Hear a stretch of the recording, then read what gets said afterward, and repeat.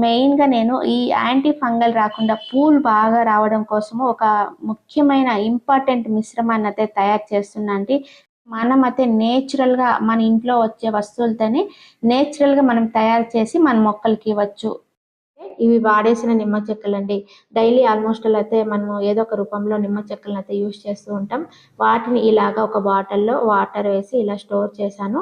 మనము వేస్ట్ అనుకుంటాం కానీ, ఈ వేస్ట్ అయ్యే వస్తువులతోనే మనము ఇంత మంచిగా అయితే ఫర్టిలైజర్స్ తయారు చేసి మన మొక్కలకైతే ఇవ్వచ్చండి. ఇప్పుడు ఈ ఫర్టిలైజర్స్‌ని ఏ విధంగా ఇవ్వాలంటే, మట్టి బాగా పొడి పొడిగా ఉండాలి. అప్పుడే కింద వేరు వరకు వెళ్ళి మంచిగా అయితే రిజల్ట్స్ ఉంటుంది.